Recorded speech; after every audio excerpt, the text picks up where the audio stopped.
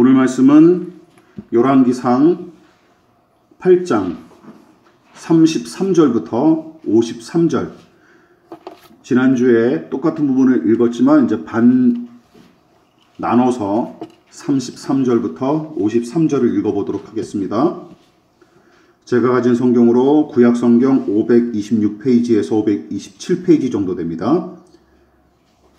열왕기상 8장 33절부터 53절. 제가 먼저 봉독하겠습니다.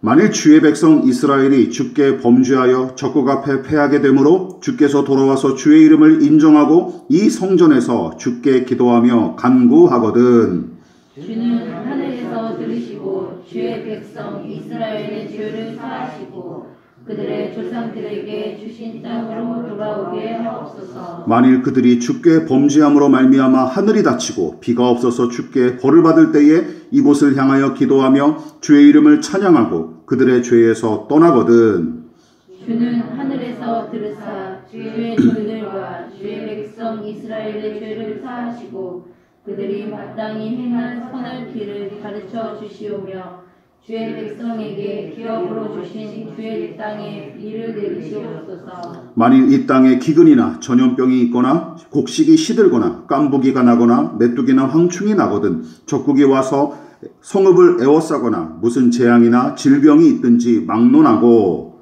한 사람이나 혹 주의 백성 이스라엘이 각각 자기의 마음에 재앙을 대가하고 이 성전을 향하여 손을 펴고 무슨 기도나 무슨 간구를 하거든 주는 계신 곳 하늘에서 들으시고 사하시며 각 사람의 마음을 아시오니 그들의 모든 행위대로 행하사 갚으시옵소서.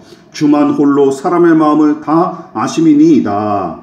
그리하시면 그들이 주께서 우리 조상들에게 주신 땅에서 사는 동안에 항상 주를 경외하리이다. 또 주의 백성 이스라엘에 속하지 아니한 자 곧 주의 이름을 위하여 먼 지방에서 온 이방인이라도 그들이 주의 배신 이름과 주의 능한 손과 주의 펼친 사전의 소문을 듣고 와서 이 성전을 향하여 기도하거든 주는 계신 곳 하늘에서 들으시고 이방인이 주께 부르짖는 대로 이루사 땅의 만민이 주의 이름을 알고 주의 백성 이스라엘처럼 경외하게 하시오며 또 내가 건축한 이 성전을 주의 이름으로 일컫는 줄을 알게 하옵소서.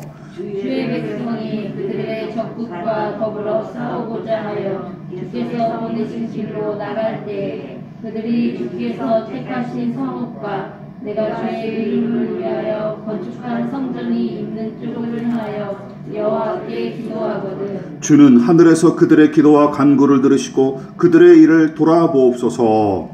범죄하지 아니하는 사람이 없사오니 그들이 주께 범죄함으로 주께서 그들에게 진노하사 그들을 적국에서 넘기심에 적국이 그들을 사로잡아 원문을 막론하고 적국의 땅으로 끌어간 후에 그들이 사로잡혀간 땅에서 스스로 깨닫고 그 사로잡은 자의 땅에서 돌이켜 주께 간구하기를 우리가 범죄하여 반역을 행하며 악을 지었나이다 하며 자기를 사로잡아 간 적국의 땅에서 온 마음과 온 뜻으로 주께 돌아와서 주께서 그들의 조상들에게 주신 땅 곧 주께서 택하신 성읍과 내가 주의 이름을 위하여 건축한 성전 있는 쪽을 향하여 주께 기도하거든 주는 계신 곳 하늘에서 그들의 기도와 간구를 들으시고 그들의 일을 돌아보시오며 주께 범죄한 백성을 용서하시며 주께 범한 그 모든 허물을 사하시고 그들을 사로잡아 간 자 앞에서 그들로 불쌍히 여김을 얻게 하사 그 사람들로 그들을 불쌍히 여기게 하옵소서. 그들은 주께서 철 풀무 같은 애굽에서 인도하여 내신 주의 백성 주의 소유가 대민이이다. 원하건대 주는 눈을 들어 종의 간구함과 주의 백성 이스라엘의 간구함을 보시고 주께 부르시는 대로 들으시옵소서. 다 같이 주 여호와여 주께서 우리 조상을 애굽에서 인도하여 내실 때에 주의 종 모세를 통하여 말씀하심 같이 주께서 세상 만민 가운데서 그들을 구별하여 주의 기업으로 삼으셨나이다. 아멘. 예, 말씀의 제목을 다 같이 한번 읽어보시겠습니다. 시작. 주는 하늘에서 들으시고, 주는 하늘에서 들으시고라는 제목으로 하나님 말씀 전하도록 하겠습니다. 본문에 기록된 이 솔로몬의 기도는 죄를 저질러 징계를 당하거나 예기치 않은 재앙으로 곤경에 처하는 상황이 언급되고, 그로 말미암아 고통당하는 백성이 죄를 뉘우치고 성전을 향해 구원해 주십사 기도하면 마지막으로 하늘에 계신 하나님께서 그들의 기도를 들으시고 구원과 회복을 허락해 주시기를 간청하는 내용이 같은 패턴으로 계속 반복이 됩니다. 그래서 제가 지난주에 세 가지 패턴을 반복된다고 말씀드렸었죠. 먼저 죄인의 범죄와 재앙의 현실이 언급되고, 그리고 자신의 한계와 부조리한 현실을 깨달은 이 죄인의 회개와 기도의 행위가 이어지며, 마지막으로는 하나님의 용서와 구원을 소원하는 내용이 10가지 기도 중에 계속 반복이 됩니다.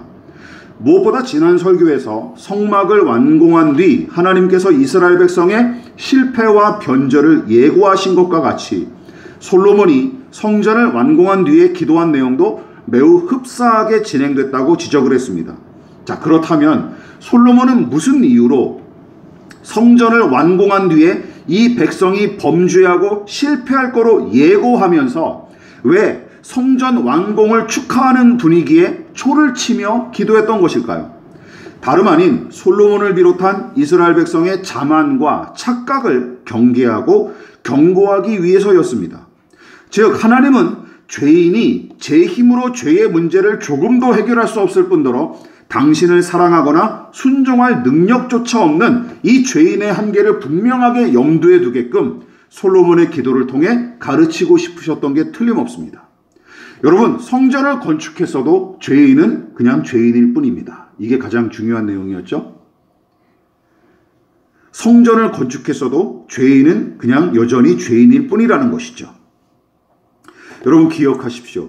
위대한 믿음의 사람으로 손꼽히는 모세와 다윗은 모두 광야를 떠돌던 경험을 통해 죄인의 한계와 약함은 물론이고 그 망가짐과 더러움을 늘 직면하며 살았던 인물들이었습니다. 물론 본문의 솔로몬도 하나님의 영을 통해 이 죄인의 한계와 약함을 깨닫기는 했지만 정작 자신의 한계와 부조리를 서서히 외면하다가 나중에는 타락하고 말죠.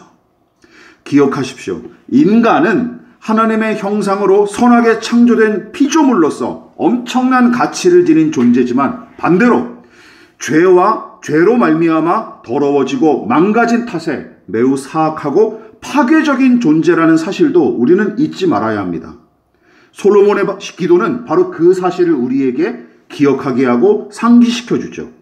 그러나 이 정도로 마무리하면 안 됩니다. 지나치면 안 되는 내용이, 중요한 내용이 더 남았기 때문이죠. 자, 오늘은 이 기도에 담긴 교훈과 영적 원리 두 가지 정도를 좀 더 살펴보도록 하겠습니다. 자, 우선 솔로몬의 기도가 특정한 단어와 어구를 유독 반복해서 사용하는데 우리는 바로 그 부분을 주목할 필요가 있는 것이죠. 자, 그러면 반복해서 등장하는 말이, 단어가 어떤 것이고 그 단어와 어구를 내내 반복하는 이유가 무엇일까요?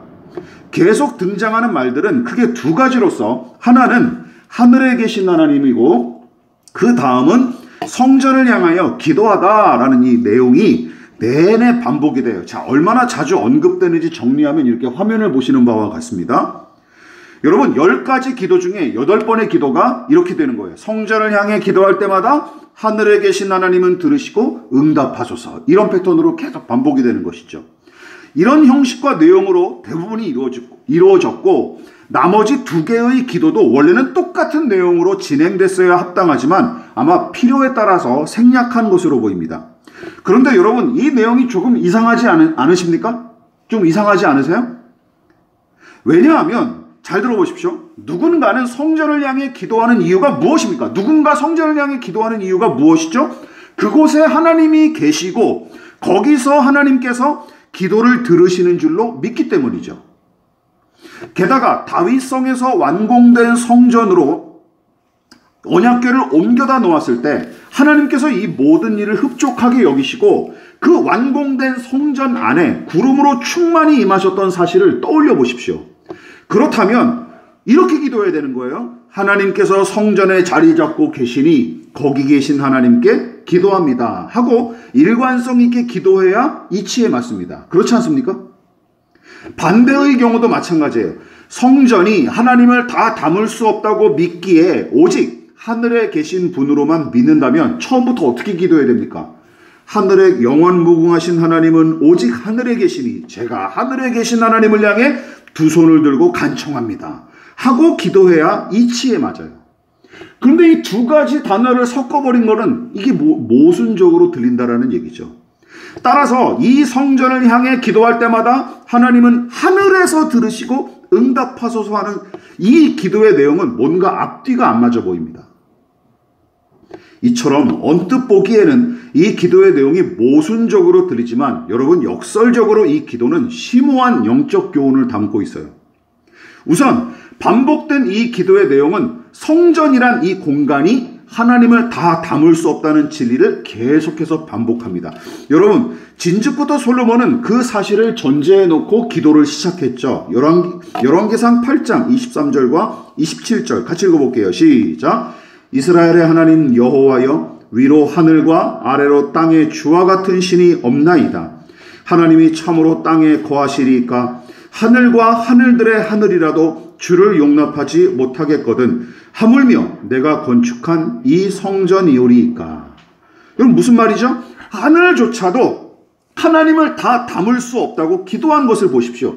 고대에는 하늘을 가장 크고 넓고 영원한 공간으로 생각했던 까닭에 당시 신자들도 영원 무궁하신 하나님을 가리켜서 뭘로 불렀던 거예요? 하늘의 하나님으로 불렀던 것이죠. 왜냐하면 거기가 가장 넓고 크게 보였으니까 고대인들한테는 말이죠. 따라서 솔로몬은 누군가가 회개와 회복을 바라며 성전을 향해 기도했을지라도 하나님이 그 성전 안에 갇혀 계시거나 그분을 작게 여기지 않도록 굳이 하나님을 어디 계신 분으로 언급한 거예요? 하늘에 계시고 또 하늘에서 들으시는 분으로 언급했던 게 틀림없습니다. 믿으십니까? 그래서 이 내용이 굳이 들어간 것이죠. 또한 성전을 향해 기도할 때마다 응답해 주십사 간청한 내용도 그 의도는 분명하죠. 앞서 언급했듯이 하나님을 하늘에 계시고 하늘에서 들으시는 분으로만 생각한다면 어떤 현상이 일어날까요? 대부분 신자가 하나님을 크고 두려운 존재이자 감히 범접하지 못할 절대 군주처럼 바라보기는 하겠지만 아니면 저 멀리 계시니까 나와는 동떨어진 상관없는 분으로 여길 수도 있지 않습니까? 그렇기는 하겠지만 자녀의 말에 귀를 기울이고 친밀히 사랑하는 부모처럼 부모와 같은 하나님을 생각하기는 어려울 것입니다. 그렇지 않습니까? 광야의 성막과 솔로몬의 성전을 허락하신 이유가 바로 여기에 있는 것이죠. 지난번에도 말씀드렸죠. 눈에 보이는 이 천막과 건물이 보이지 않으시는 하나님을 상징적으로 나타낼 뿐만 아니라 하나님이 당신의 백성과 늘 함께 하시고 그들을 친밀히 돌보시는 분임을 드러내려는 의도죠. 그래서 성전과 왕궁 건축을 다 마친 시점에 다시 나타나신 하나님께서 완공된 성전의 의의와 가치에 관해서 다음과 같이 말씀하셨습니다. 같이 읽어볼까요? 자, 시작. 여호와께서 그에게 이르시되 내 기도와 내가 내 앞에서 간구한 바를 내가 들었은즉 나는 내가 건축한 이 성전을 거룩하게 구별하여 내 이름을 영원히 그곳에 두며 내 눈길과 내 마음이 항상 거기에 있으리니. 여러분, 하나님께서 거룩한 장소로서 구별하신 곳, 당신의 이름을 걸고 계시며 항상 주시하고 주목하고 염두에 두신 곳, 그곳이 어디예요? 성전이라는 공간이라는 것이죠. 그러니까 단순한 건축물이 아니라 크신 하나님이 친히 당신을 낮추셔서 거기 계시기로 작정하신 곳이 성전이고, 더 나아가 어린 자식을 늘 지켜보며 돌보시는 아버지와 어머니처럼 항상 관심을 두고 바라보리라 약속하신 곳이 바로 성전이라는 곳입니다. 왜요? 우리 인간의 한계 때문이죠. 우리는 보고 듣고 만져야 되기 때문이죠. 그러므로 성전의 건물 자체를 무용지물처럼 여기거나 마냥 적대시하는 태도는 성전에 관한 성경의 가르침과도 거리가 먼 까닭에 지양하고 주의해야 마땅합니다. 게다가 신실한 믿음의 사람들은 위에서 이 언급한 하나님의 말씀을 신뢰했던 까닭에 언제 어디서나 경건하게 살아가려고 성전을 향해서 기도하기를 힘썼죠. 여러분, 그 대표적인 인물이 누구죠? 다니엘 아닙니까? 바벨론 포로로 끌려갔다가 왕들을 섬기는 자리까지 올라갔던 다니엘이 이렇게 고백했습니다. 제가 읽어볼게요. 다니엘이 이 조서에 왕의 도장이 찍힌 것을 알고도 자기 집에 돌아가서는 윗방에 올라가 예루살렘으로 향한 창문을 열고 전에 하던 대로 하루 3번씩 무릎을 꿇고 기도하며 그의 하나님께 감사하였더라. 여러분, 머나먼 이국 땅에서 박해와 죽음을 각오하고 예루살렘으로 향해 기도하는 이 다니엘을 보십시오. 하늘에 계시고 그곳에서 들으시는 하나님만 생각했다면 굳이 예루살렘을 향해 기도할 필요가 없지 않습니까? 그냥 어디서나 그냥 카페트 깔아놓고 그냥 기도하면 되잖아요. 이슬람 교인들처럼. 예? 근데 이슬람 사람들도 자기의 성전을 향해서 기도하고 있지 않습니까? 예? 여러분 보십시오. 다니엘은 앞서 언급했던 이 하나님의 약속을 확신했고 대적의 박해도 두려워하지 않았던 까닭에 용감히 예루살렘 성전을 향하여 창문을 열고 기도했던 것입니다. 물론 성전을 건축하도록 허락하신 하나님의 의도와는 전혀 상관없이 성전 이 건물 자체를 신령하게 여기거나 하나님이 거기만 계신다고 맹신하는 게 문제죠. 이게 문제죠.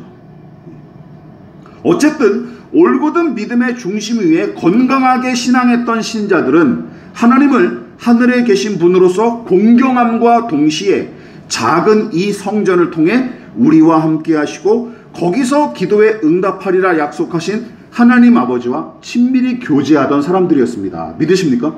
이 두 가지 균형을 잘 이루는 사람들이었다는 것이죠. 그런데 성전을 향해 기도할 때 하늘의 하나님께서 응답하신다는 이 내용이 솔로몬의 기도가 기록된 본문에만 등장하는 것이 아닙니다. 비슷한 내용이 하나님께서 바사왕 고레스에게 계시하시고 그 마음을 감동하심으로 포로로 사로잡혀갔던 이스라엘 백성이 파괴됐던 성전을 다시금 재건하게끔 허락하도록 하나님께서 그를 이끄셨는데 고레스 왕이 이스라엘의 하나님을 어떤 분으로 고백했는지 한번 눈으로 보십시오. 여러분, 이게 나중에 성전이 파괴되는 날이 옵니다. 성전이 파괴되고 이스라엘 백성이 포로로 끌려가는 날이 오게 되죠. 바벨론에. 그때 이 페르시아의 왕 고레스가 어떤 얘기를 하냐면 이렇게 얘기합니다. 바사왕 고레스는 말하노니 하늘의 하나님 여호와께서 세상 모든 나라를 내게 주셨고 나에게 명령하사 유다 예루살렘의 성전을 건축하라 하셨으니 이스라엘의 하나님은 참 신이라. 너희 중에 그의 백성 된 자는 다 유다 예루살렘으로 올라가서 이스라엘의 하나님 여호와의 성전을 건축하라. 마지막 같이 읽어볼게요. 시작. 그는 예루살렘에 계신 하나님이시라. 이것도 모순되지 않습니까? 앞에는 뭐라 그래요? 하늘의 하나님 여호와라 그러고 뒤에 마지막에서는 그는 예루살렘에 계신 하나님이라. 웃기죠? 여기 표시한 내용이 솔로몬의 기도와 거의 비슷합니다. 기가 막힐 일 아닙니까? 그러나 하나님은 모세와 이스라엘을 대적했던 무당 발람은 물론이고 심지어 나귀의 입을 통해서라도 당신의 뜻을 선포하신 적이 있으니 바벨론 왕 고레스를 통해 영적 원리를 선포하게끔 허락하신 일은 그렇게 놀랄 일도 아니죠. 여러분, 고레스가 믿음이 있어서 이런 고백을 한 게 아닙니다. 하나님의 영에 사로잡혀서 이렇게 고백을 한 거예요. 이처럼 고레스도 하나님의 영에 사로잡힌 상태에서 이 말을 선포했기 때문에 본문에서 솔로몬이 기도했던 내용과 비슷하고 영적인 원리도 서로 일맥상통하는 것이죠. 게다가 솔로몬의 아버지 다윗이 쓴 시에도 똑같은 내용이 등장합니다. 시편 11편 4절 시작. 여호와께서 그의 성전에 계시고 하나님의 보좌는 하늘에 있으며. 지금까지 제가 언급한 내용은 일부에 불과합니다. 하나님은 그다지 크지 않은 건축물에 불과한 성전에 임하셔서 당신의 백성과 친밀히 함께 하시는 분이지만 다른 한편으로는 인간의 시선과 손길이 미치지 못하는 저 하늘 너머에서 측량할 수 없을 만큼의 위엄과 권능으로 만물과 만인을 다스리시는 창조의 주요 그리고 만왕의 왕이시죠. 솔로몬의 기도는, 반복된 기도는 바로 이 두 가지 균형을 이루고 있는 것입니다. 이처럼 성경은 신자에게 죄인과 눈높이를 맞추시려고 지극히 자신을 낮추신 하나님께 친밀히 나아가도록 권면할 뿐만 아니라 인간의 생각과 능력을 초월하여 존재하고 일하시는 하나님을 두려움과 떨림으로 경배하도록 명령하고 있는 것입니다. 그러니까 친밀하다는 이유로 하나님을 만만하게 보고 까불거나 마음대로 부리려는 작태, 또한 나와 동떨어진 저 먼 곳에만 계시고 나 같은 인간 따위는 염두에 두지 않는 분으로 여기는 것, 또한 하나님을 무시무시한 크기와 힘으로 사람의 오금을 저리게 만드는 자연재해나 폭군처럼 생각하는 태도는, 여러분 기억하십시오. 좋은 신앙이기는커녕 도리어 하늘에 계시고 성전에도 계신 하나님에 대한 이 믿음과 신앙을 무시하고 거역하는 작태에 불과합니다. 믿으십니까? 오히려 성경적인 가르침을 거역하는 작태예요. 심지어 사도 바울은 성전에 임하시는 하나님 정도가 아니라 성경의 가르침을 바탕으로 더욱 파격적인 메시지를 선포하기에 이릅니다. 고린도전서 3장 16절 시작. 너희는 너희가 하나님의 성전인 것과 하나님의 성령이 너희 안에 계시는 것을 알지 못하느냐. 파격적이죠. 고린도 지역의 교인들이 하나님의 은혜와 복음의 정신을 깡그리 잊어버리고 도리어 인간적인 조건을 내세우며 나는 누구파다, 나는 어디 줄에 섰다, 이런 걸 가지고 교회 안에서 싸움박질하고 있으니 바울이 참다 못해 꾸짖은 내용이 바로 이 말씀입니다. 너희 안에 하나님의 성령이 계시고 너희 마음이 바로 예루살렘 성전보다 더 귀한 성전인데 너희들 지금 무슨 짓을 하고 있는 거냐 라고 꾸짖은 것이죠. 하나님께서 너희 믿는 자들의 마음을 거룩한 성전으로 삼으시고 거기 기꺼이 함께 하시는데도 너희는 여전히 자기의 공로나 자랑을 내세우며 다투고 앉아있구나. 너희 안에 함께 하신 하나님의 친밀함을 무시하는 작태가 아니냐. 또한 하나님이 얼마나 크고 두려우신 분인지 너희는 잊었느냐 라고 이야기하는 거예요. 영광과 권능의 하나님을 너희 안에 모셔다 놓고 이게 도대체 무슨 짓거리냐 하는 것이죠. 그러니까 이들은 하늘에 계신 하나님의 영광과 권위를 별거 아닌 것처럼 취급했고, 또한 성전에 계셔서, 마음의 성전에 계셔서 들으시는 이 하나님의 은혜와 친밀함까지 무시한 셈이니 사도 바울이 얼마나 화가 났을지 짐작하고도 남는 것이죠. 이처럼 솔로몬의 기도는 하나님을 우리가 어떤 분으로 모시고 신뢰해야 될지 분명하게 가르쳐주고 있습니다. 두 번째, 무엇보다 이 솔로몬의 기도에서 성전을 향해 기도할 때마다 하는 내용도 놓치면 안 됩니다. 여러분, 성전은 성막처럼 하나님께 제사를 드리고 경배하기 위한 곳으로서 하나님께서 죄인과 만나기 위해 친히 임하시고 또 그들이 당신의 말씀을 듣도록 구별하신 공간이죠. 출애굽기 25장에 나와 있습니다. 그뿐만이 아닙니다. 성도의 기도를 상징하는 제단의 불과 향을 24시간 내내 켜놓고 있어야 하는 곳이 바로 어디예요? 성막과 성전입니다. 이쯤에서 생각해 보십시오. 건물을 건축할 때는 대개 목적이 있기 마련입니다. 그냥 짓는 건물이 세상 천지에 어디 있습니까? 그렇지 않습니까? 그런 낭비를 하는 사람이 어디 있어요? 그렇게 많은 돈을 들이고 많은 인력과 시간을 들여서 아무런 목적도 없이 짓는 건축물이 세상에 어디 있습니까? 다시 말해 어떤 용도로 누가 사용할지 염두에 두고 건축이 이루어지는 게 당연한 수순입니다. 그렇다면 질문, 성전은 무슨 용도로 건축되었을까요? 예, 앞서 언급한 그 내용을 다 포함하는 것이죠. 그러나 솔로몬이 기도한 바와 같이 여러분 기억하십시오. 누구든지 하나님께 기도하는 곳으로 지어진 것이 바로 하나님의 성전입니다. 믿으십니까? 누구든지 기도하는 곳. 그래서 하나님은 이사야 선지자를 통해 다음과 같이 말씀하셨죠. 유명한 말씀이죠. 시작. 내 집은 만민이 기도하는 집이라 일컬음이 될 것임이라. 새 번역은 이렇게 번역했어요. 나의 집은 만민이 모여 기도하는 집으로 불릴 것. 즉 모든 민족 그리고 누구나 모여서 하나님께 기도하는 집. 긍정적으로 표현하자면 하나님께 기도하기 위해 모이는 곳. 기도가 삶의 방식이 된 사람들이 모인 곳, 이것이 성전이라는 것이죠. 부정적인 표현으로는 이것입니다. 잘 들어보십시오. 세상을 향한 기대를 접었거나 세상도 더는 기대하지 않는 실패자들, 자신의 힘과 지혜를 도저히 신뢰할 수 없을 뿐더러 인간의 더러움과 망가짐을 직시하고 절망하는 죄인들, 그들이 하나님만 유일한 소망으로 삼고 죄의 용서와 구원과 회복을 위해 기도하는 곳, 그곳이 바로 하나님의 성전이고, 여러분 그 정신을 이어받은 것이 무엇입니까? 그리스도의 몸인 교회라는 것이죠. 죄인이 기도하는 것, 결핍과 상실과 슬픔과 고통과 그리고 실패할 수밖에 없는 죄인이 하나님께 매달리는 곳, 그것이 어디예요? 교회라는 것입니다. 하나님의 성전이라는 것이죠.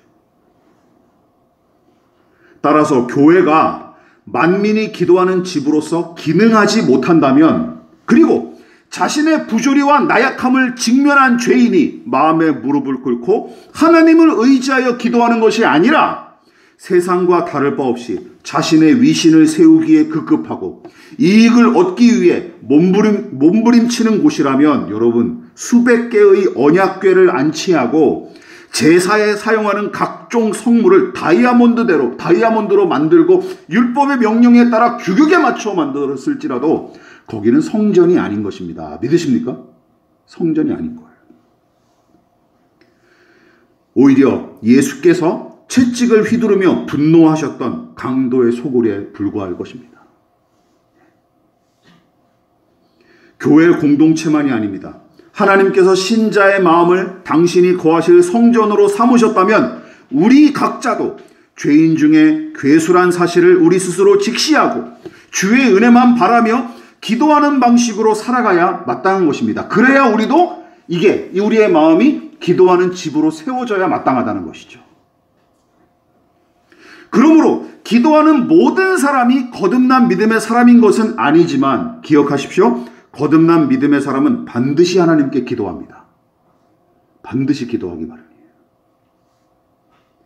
따라서 누군가에게서 아예 기도하는 모습을 찾아볼 수 없다면 하나님과 아예 상관없이 살아가는 불신자가 틀림없고, 설사 신자일지라도 믿음이 퇴보하거나 어긋난 사람임이 틀림없습니다.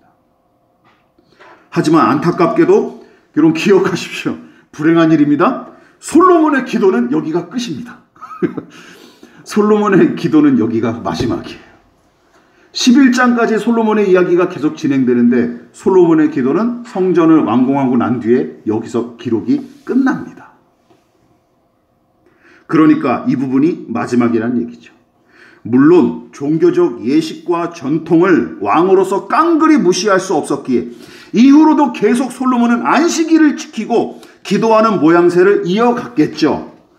그럴 수는 아예 깡그리 안 하지는 못할 거 아닙니까? 백성의 눈치가 있는데, 그리고 이스라엘이 신정국가 아닙니까? 그거를 무시할 수는 없죠, 왕으로서. 그렇지만 하나님은 경건의 능력은 상실한 채 경건의 모양새만 남은 그의 기도와 예배 따위에 관심조차 없으셨던 것 같습니다. 그러니까 성경은 이 기도에서 끝나고 그가 어떻게 기도했다, 그가 안식일을 어떻게 지켰다는 기록을 더는 하지 않습니다. 왜? 하나님 앞에 무의미하기 때문이죠. 무의미한 일에 불과했기 때문입니다. 성경은 형식만 남은 이후에 솔로몬의 종교 행위를 기록하는 일에 지면을 낭비하지 않습니다. 안타까운 일이죠. 안타까운 일이죠. 말씀을 마무리하도록 하겠습니다. 그런데도 본문에 기록된 이 솔로몬의 기도는 풍부하고 분명한 진리를 담고 있기 때문에 우리가 깊이 묵상할 필요가 있고 적용할 만한 가치도 충분합니다. 그래서 이 기도를 늘 곱씹어 생각하시기를 부탁드리겠습니다.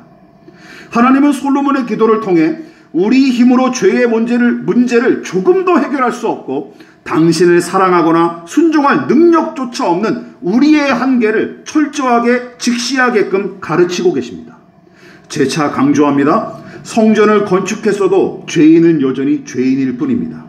또한 그의 기도는 우리로 하여금 자신을 낮추신 하나님께 친밀히 나아가도록 가르칠 뿐만 아니라 인간의 생각과 능력을 초월하여 존재하고 일하시는 하나님을 우리가 두렵고 떨림으로 경배하고 섬기는 길로 우리를 안내하는 좋은 기도입니다.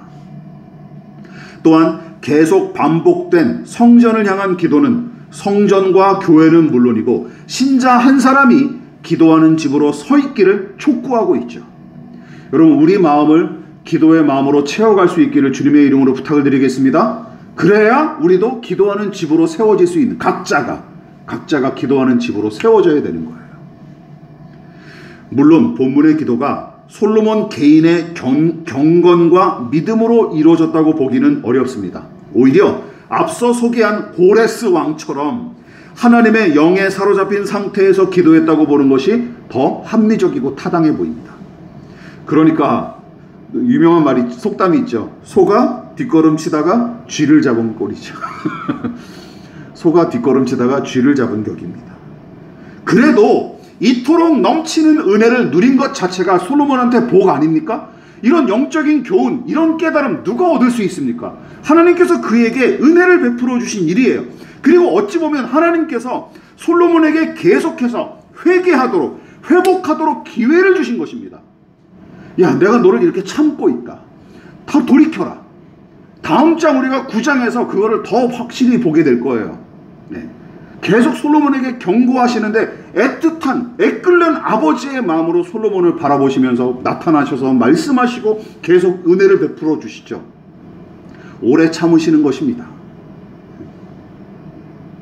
우리도 마찬가지입니다. 여러분 생각해 보십시오. 좋은 일이 연달아 일어나고 형통한 삶이 계속 이어지는 게 우리 자신의 믿음과 헌신과 그리고 잘 살아갔던 결과인 것처럼 착각하기 쉽지 않습니까? 주의하십시오. 오히려 하나님의 오래 참으심이 호의를 통해 나타난 경우일 수도 있기에 주의 깊게 살펴봐야 마땅합니다. 여러분, 형통하게 살아간다고 내가 지금 잘 살아가는 게 아닙니다. 아시겠죠? 우리가 그거에 자주 속지 않습니까?